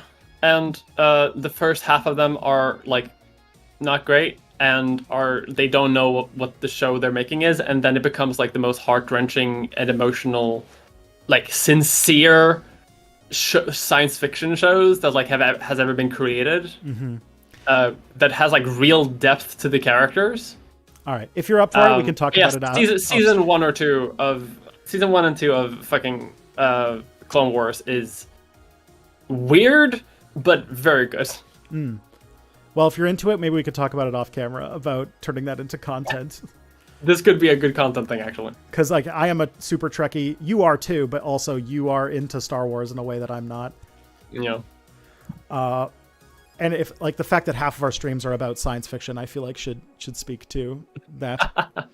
should shows that there's at least some enjoyment for it, because there's at least 49 people right now who are listening to it, or at least enduring it with good humor. Yeah, we can hear about it. In conclusion, season 2 of Strange New Worlds is good. All right. Interesting. I love you, Tristan. Will you marry me and my girlfriend at the Church of the Flying Spaghetti Monster? Blessed be his noodly appendages. Thank you. Very epic bacon of you. Okay, but that's based though. It's based. Embrace the flying spaghetti monster. Like doing it like on the internet, just like to like own atheists, to own religious people is like, okay, that's very bacon internet. But if you do it like now to get married at the place as a sincere, genuine thing, that's cool. I will say, I have a very funny spaghetti monster related story. So I have, one of the things about my wife that I think we've talked about before is that my wife formerly was like an evangelical. So she was like super, super Christian at one point in her life. She went to like a Christian college, which means in modern day, like she's not that anymore. She always fought back against like the sexism and homophobia in Christianity, and sort of that eventually broke her. But it means that when like we go back home, she has several like old college friends and such like that who are all like evangelical Christians still. And some of them are really annoying because they're like really like chauvinistic and stuff. But some of them are like genuinely pretty nice people. One of them we saw in Chicago briefly, and she was like, we have to go to this pizza place. I love this pizza place so much. They sell like weird pizzas with all sorts of crazy toppings. You'll love it. And we can get my favorite one that I get there. And we go there, and like this place I go in and I'm like, immediately I know the vibes are based entirely off of she is really not getting what this place's vibes are. So first of all, the pizza, the type of pizza that she orders is flying spaghetti monster pizza. Like it's got spaghetti and meatballs on it or something like that. And they have on the menu like a kind of chalk drawing of like the flying spaghetti monster. And also in the drink cabinet, they're selling that parody Leninade. Yeah. And I'm classic. And so I get a Leninade and a flying spaghetti monster, and I'm like, this woman is an evangelical Christian. She literally is trying to become a manager of a Chick-fil-A. And like, she's like really into this flying spaghetti monster pizza, and I'm like, I'm so glad that she doesn't her summer child. I'm just like, you do not know what this place that you are in. She might know and enjoy the irony of it. That is true. That is true. Or is it just like an ignorance thing? I don't know. She seemed to have at least no acknowledgement from it from the conversation that we had. But it's oh boy, I was just like, She's like hardcore. Like her family are like Revelations apocalypse type folks who live like in the woods somewhere and stuff. Like, yeah, it is surreal spending time with a lot of people from that period of Kelly's life. Because I don't know, like evangelicals exist here, but they're so out of the way that like, to me, like, because in Canada, it's like considered rude to talk about your religion or your religious views in public. Yeah. So like, it's so alien to me. Yeah, I sent you that TikTok a couple days ago that I feel like there's a lot in common about the two Nordic immigrants talking to each other about like how much they've adopted to Nordic culture. They're like, I avoid people all the time. Oh yeah. I feel like there's a lot in common there. I bet. All right, and all right, the next one. Are you really going to get the Star Trek Stellaris game thing? The answer is so. This is semi based on the fact that in my most recent video, I go on like a very long unhinged rant about how I know it's just reskinned Stellaris, but it has Captain Picard, so I want it. Because I was talking about like money or something, and I'm like, I want to be able to afford my mortgage and daycare, and sometimes I want a little goodie like the Star Trek game, and I know it's just Stellaris, but I want it. Okay. I've noticed that Vyvanse has made me appear like 17% more unhinged on camera. Oh yeah, that's just gonna get worse. I love it. I am going to buy it. What I'm going to do probably, it comes out in like a few weeks, doesn't it? It comes out in October sometime. It comes out in 5 days. 5 days? Yep, I'm counting down the days. A handful of things are going to happen. I'm either going to resist, and Kelly will either get it for me for my birthday or just randomly as a gift, like she did with Baldur's Gate 3, because she knows that I really want it, and that I, being a person who makes negative money every month, refuse to spend my dollars to buy things anymore. Cute. I have not really bought like a treat for myself in like months because of that. No, it's not true. I bought a Capitalism is the Enemy t-shirt from Dropout for their 5th birthday thing. But that's the only treat I've bought for myself in like the last like 6 months or so. Anyways, so either she's going to get it for me like randomly or for my birthday, or I will like snap and I will just like, I need it. I need Captain Picard. I need to make a Enterprise. Or the other option is I will try to use the half measure, which is I haven't tried the Star Trek Total Conversion mod for Stellaris. It's a lot. What do you mean by that? It's quite a lot. I've played, because I've played it. I also played the Total Conversion mod for about Star Wars. And I really like Stellaris. I really, really like Stellaris. It's like one of my favorite video games. And I like Star Wars and I like Star Trek, but like it's difficult to get into. I think that this new, even if it's reskinned, I think it's going to be better just because it's made for the purpose. Yeah. Because there's a lot of things in playing the Stellaris mod, which is like, yeah, but yes, there's warp lanes and shit. That's not really a thing that like Star Trek does. Yeah, things like that. Okay. Borders work differently than it does in the Star Trek universe, kind of, but not always, etc., etc.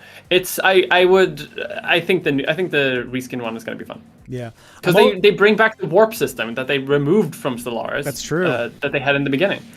The other part of it I'm looking forward to is that it's going to be one of the very few glimpses into a period of Star Trek history that we don't get a lot of look into, which is that nebulous period between the TOS era and the TNG era. Like, this is going to cover like the war with the Cardassians and like the liberation of Bajor and like all of those events that like we haven't seen a show in, like the Enterprise C, like that kind of period. So I'm hoping that like it's specifically in that like early like pre-TOS era or pre-TNG era that kind of gets into it, and I'm like, I kind of want to see what that's like. And it also has like some interesting like Star Trek focused like tech trees and stuff like that are very different from Stellaris's like sort of randomized system. So, but that's sort of what I mean when I say that I'm excited about it, because like it is very, it's clearly built on the same skeleton as Stellaris, but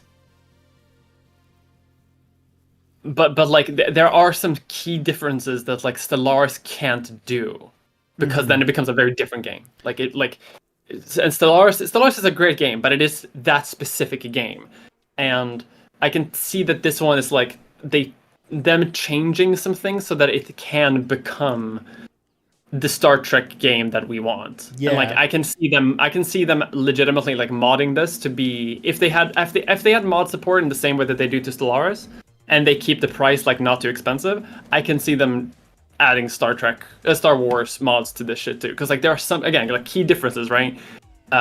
Like factional intrigue type of influence over like third party factions, and not having the warp lane type of shit. Like there's those key differences I think could make all the difference. Some attention has also been drawn to the fact that it's limited in its like choices of what you can do, but I would argue that it's a Paradox game, and that means that we're gonna get like quarterly DLCs with like probably like they're gonna flesh out stuff, they're gonna add new stuff, and hopefully, and so like it's not gonna end. Yeah. But so it's not made by Paradox. Yeah, it's Paradox published. Developed by, yeah, exactly. And I think that that's going to be a key difference though, because I think what's going to happen is that here's the reason I think why this game exists in the first place. It's because Stellaris is very good, and the Paradox games are very good. But if you show a Paradox game to like a normal person, they look at you as if you're insane. Like, yes, that is true. It's not approachable for any mainstream person, and like the Paradox games have gotten better at that, and they've grown in popularity, but they're still seen as like games for like people who see the Matrix in numbers type of people. You know what I mean? Yeah. And I think the reason why they're like scaling it back a little bit and like making it a bit more simpler while still having the same skeleton for Star Trek Infinite is so that like more people can like get into it. Because I can see this like maybe not being like as advanced necessarily like Stellaris can be, especially in the late game. But it being much more streamlined for fun, which I think we can have a lot of fun with that in the first place, but I think a lot of people in general can have a lot of fun with that. Yeah, and like, but it also every Paradox adjacent game always feels anemic when it first comes out, and like there will be DLCs definitely that will also flesh it out. The other thing I'm hoping will happen, and I haven't seen enough details to know this for sure, but I'm hoping, is that it'll have a little bit more of like the kind of naval mechanics from like Hearts of Iron, in the sense that there's something I've always wanted in Paradox games, or in a strategy game of this kind, that I've never really seen done well because of their sort of origins in like board games and such, which is that like, but the Star Trek universe would kind of need it to make it distinct from Stellaris, which is that like in the Star Trek universe, it's very obvious that the ships that they make are they're very resource intensive, and they're very big and very powerful individually. And like with a lot of like kind of like historic naval battles, when a ship actually gets sunk, that is rare, and that's like an event, and that very often ships last for several generations, getting upgrades and getting like retrofits and refits and stuff. And it's very obvious from like the way that the Star Wars or Star Trek universe operates that that's how it works, and that's how they operate, and that you're not often going like, it would make no sense for Starfleet to have like the doom stack of Starfleet vessels, or if they did, you're like in like Dominion War territory. And it's very and like, so like that's like the thing that I'm really looking forward to, is that like hopefully they will have this like appreciation that like if a battle happens, it's instead like, oh, like they broke rank and like one ship was destroyed, or like it was damaged or something like that. Like that, I'm hoping for something like that.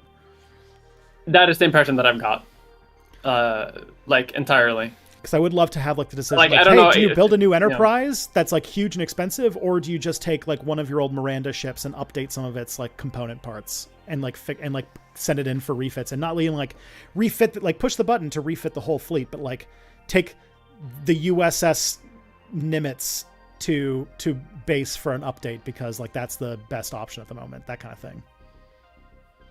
Yeah, like, and I think that that's kind of what's going to happen to, like, from what I've seen, at least, the fleets just seem smaller than in Stellaris.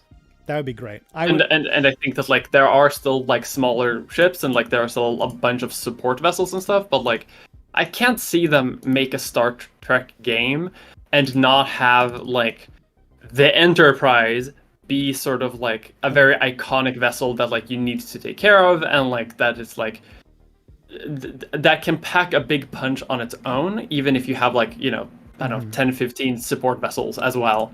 Yeah, that's what like I hated about like that's like that Star Trek RTS game from like the early 2000s, because I do remember like end games in a lot of those matches, it would be like playing as the Federation. You like have like 23 Galaxy class ships just all like bearing down on these people, and it's like that's not the vibe.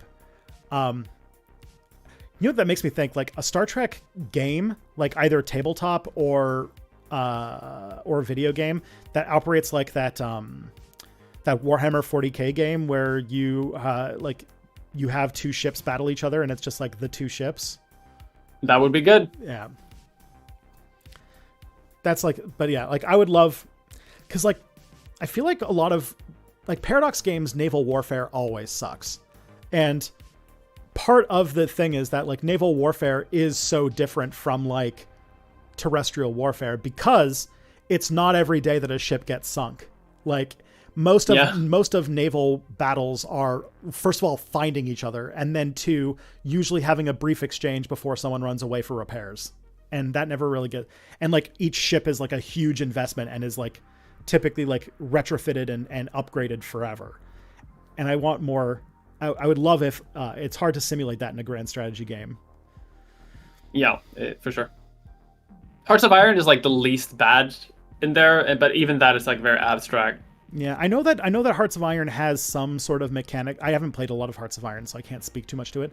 It has some sort of mechanic for like sometimes the shittier thing that's not state of the art is better because your factories are more used to making it so they can pump them out faster.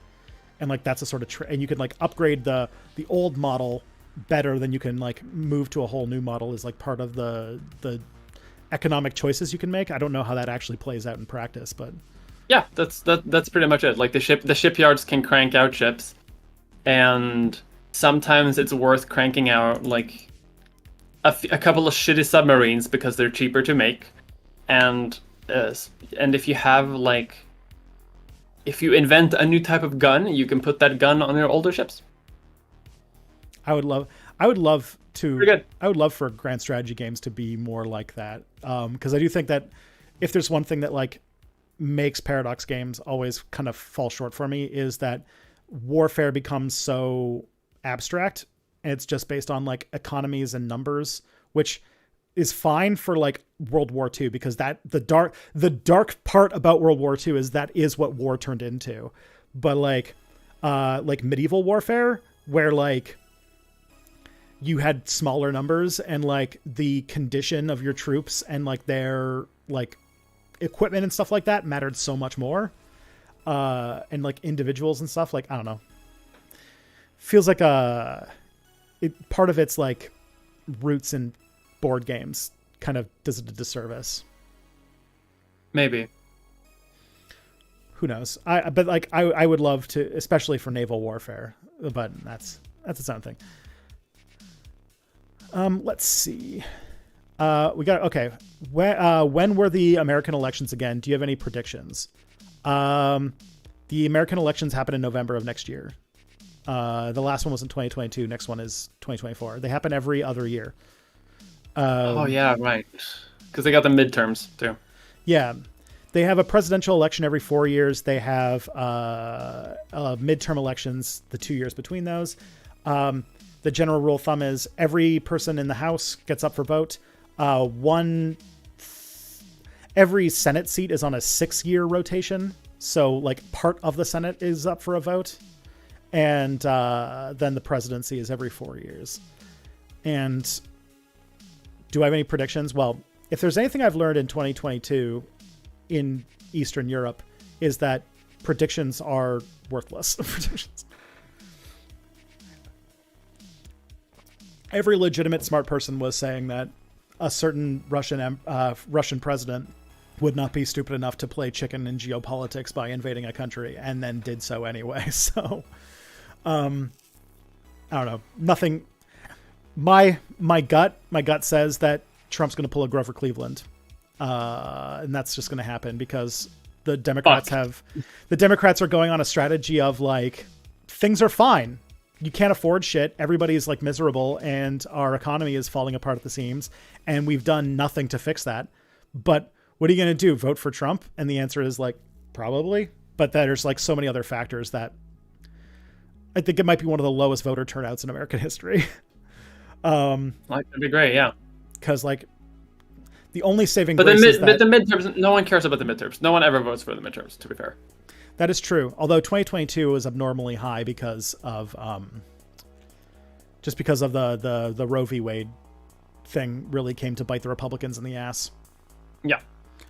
My hope is that Biden will eke out a victory based on like the fact that people are still pissed off about Roe v. Wade. Roe v. Wade changed a lot of the election math of the country, and they haven't really rattled with that yet because like there's a lot of people who are like Republican voters who live in like rural, like kind of like Midwestern states that did not disapprove of abortion. They liked abortion. It turns out abortion is a very popular thing, and that they got rid of it has really moved the needle for a lot of people. But because like it really was only to appeal to like the culture warriors, in which there weren't actually that many that they thought of. And also there's pretty decent evidence that the Republicans, like the Republican base by and large, are kind of confused and pissed off about why Republicans are so obsessed with like hating trans people. Not that these are like, you know, woke warriors, but like a lot of Republicans are kind of confused why they're so fixated on it. Yeah. And so I think that's come to bite them in the butt. And there's also the fact that we have a weird thing where America got hit with a pandemic where over 1 million people died. And for the first time, I think in history, there's like an actual thing where like on political lines, like the deaths from the disease broke on political lines, and like a lot of America's dead people from COVID were self-selected to be more conservative and change the demographics of a lot of states. Yeah. So we'll see. It'll be fun. I'm so happy. I have the only election we got coming up is the European parliamentary elections, and no one cares about those. So that's gonna be fun. Yeah, I mean, Sweden's. I got until 2026, baby, until I gotta run for re-election. And I imagine it's different too, because like when you run for the party, not yourself, right? So yeah. So that changes things. As long as I get like, you know, the 5 specific people that consistently show up to my internal party choice selections, I can never lose. Yeah.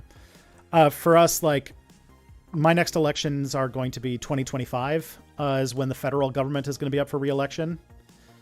And for Ontario, it'd be 2026. So I still got a couple years too until I have to worry about it.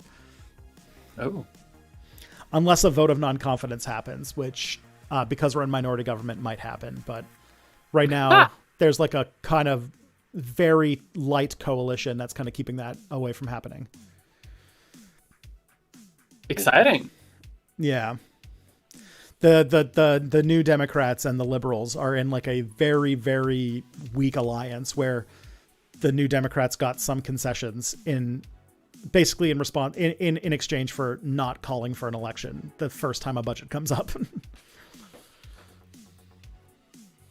Because like a new daring strategy. Yeah. So we'll see what happens, especially because like the Liberals are like a notoriously corrupt party, and I told you about Nazigate from a few weeks ago. Oh yeah. So, I've seen that shit on every news site, like happening recently. Yeah.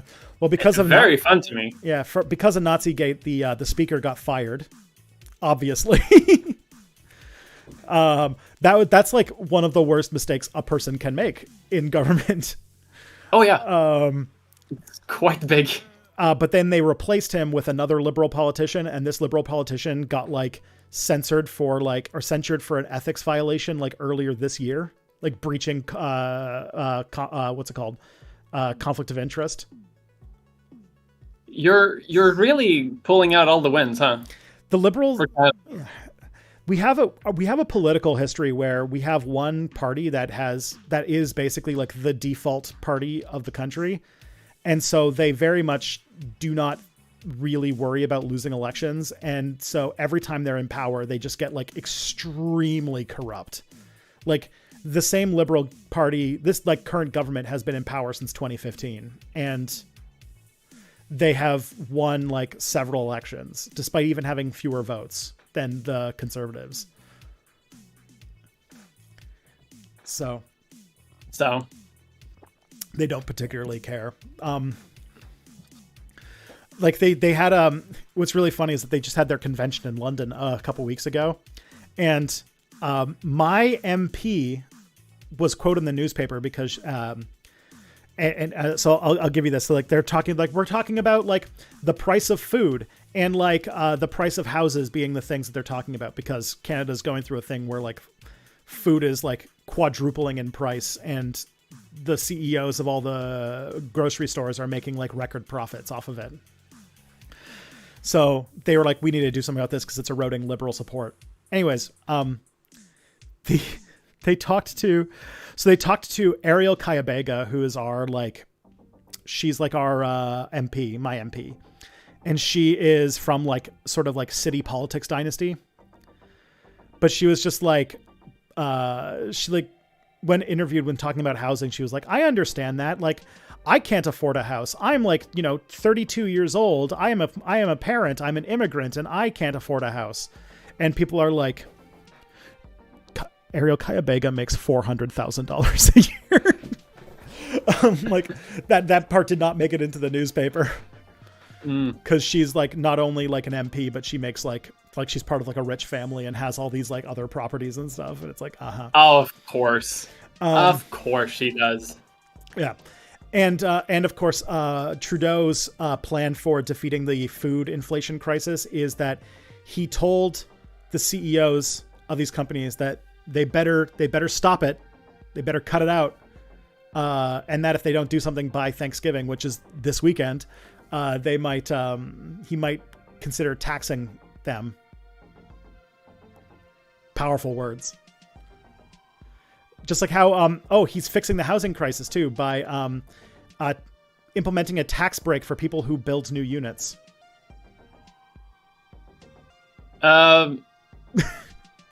Okay. The housing crisis, right? For housing is too expensive. Most major cities have like 25+% vacancy rates because landlords keep units empty rather than lowering rent. So tax break to landlords to build more empty units that they refuse to fill. Yeah. Yeah. So no matter how bad you have it in Europe, just remember that is the politics we have to deal with. Yeah, as we were putting some more serious, especially, I don't know if you know, you probably know about Germany's new visa that they're putting through. No, the fuck? Germany's got this. Germany's like working through making this new visa where you can go and work in Germany without like it's a lot more. It's much less restrictive than any other visa they've had before, where you can go and work for a couple years without having to like without all the language rules and without all like the sort of stipulations to make it a lot easier to immigrate there and work as a professional. Kelly and I are looking real hard at that. Although it seems like the Nazis are just about to take over Germany, so who knows? Yeah, but you're going to be hard pressed to find a place in Europe where that's not the case. Fair. Yeah, why build empty apartments when you can build empty condos that are held for real estate speculation? Exactly. That Canada's got a major problem with the fact that real estate has become... It's actually like the largest sector of our economy is now real estate. Which is like... That's insane. Yeah. All right. Let's see. We got one more question. Any foods that you would not touch with a 3-meter pole?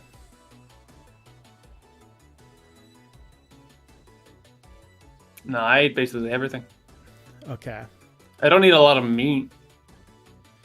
So is there any? But that's it basically. I don't have sort of like a big no-no, except for maybe the maggot cheese from Corsica. Yeah, so I definitely have a thing against eating. I don't eat. Like, there's some unethical stuff. Like, you'll never catch me eating some, like, I will never even come within 3 meters of a place that even serves something like yin yang carp, No, thank you. Fuck that. That is the most evil thing I've ever heard. What is a yin yang carp? It's a delicacy that rich Chinese people buy, where they flash fry a carp while it's still alive and basically eat it while it's like still living. Oh, yeah. There is sort of like a thing in some forms of Japanese and Korean cuisine where you eat things while they're still alive. Yeah, you wouldn't catch me doing that in a million years. And I don't like that. Don't like that at all. No. I also would not eat karsu marsu is the maggot cheese. That sounds awful. I also probably there's some other things that I feel like I would really need, as somebody who doesn't like rotten food and also doesn't like raw onions, you would have to work pretty fucking hard to make me eat something like surströmming, even if it was prepared properly. Surströmming is good though. I think I don't like raw onions is the thing. And I know that to eat surströmming properly, you have to eat it on like flatbread with like horseradish and onions, right?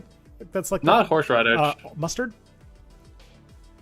You can, but no, potatoes and onions, and you're good. It'd be pretty tough for me to do. I get it.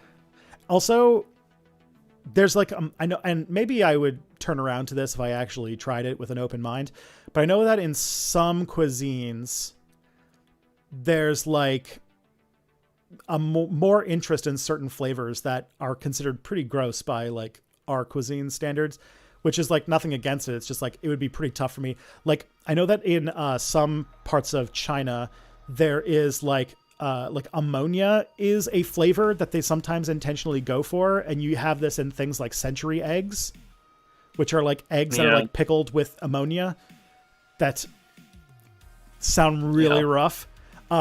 The other version of it would be lutefisk, is sort of got that ammonia taste. That would be pretty tough for me. That would be difficult. Also stuff like natto, which is like fermented soybeans that also has this sort of like funky, rotten, I don't know. Honestly, these are more things that I would just need exposure to. Yeah, but you can say that about anything. That is true. But for the most part, I think that the main things that I would be like hard no would be anything that is alive. I don't think I could do. I came around on kimchi. Like, I used to hate kimchi, for example. So it's quite possible, I guess. But yeah, something like live shit. No, I can't do that either. Like, kimchi's great. I used to eat kimchi on rice every day as like my lunch because I was broke. But someone also said I also came around to Vegemite. I used to hate Vegemite, and now I love it. And now I can't get it anymore. Oh, that's strong. I'm not there yet. I don't think I'm gonna be there ever. Vegemite, huh? Mm-hmm. It's hard to get here. Salem occasionally gets Vegemite.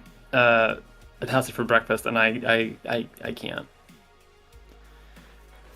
Sort of like a lot of Australians in Sweden or something?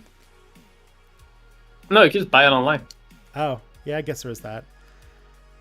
I always find it very expensive here, but everything's expensive here. Lutefisk isn't spoiled, though. No, but it is cooked in lye, or it's aged in lye. It's lutefisk, sorry, yeah. And if I remember correctly, lutefisk, it does like kind of taste like ammonia, doesn't it? Or am I wrong? I have no idea. No? I thought it's a tradition. It's a Christmas tradition. It's a Norwegian thing. Like lingonberry soda or whatever. That's not a thing either. What's the Christmas soda? Julmust. Julmust. What's that made with? It's like Coke and root beer kind of combination. Like, that's the best way I would be able to describe it. Okay. That's fair.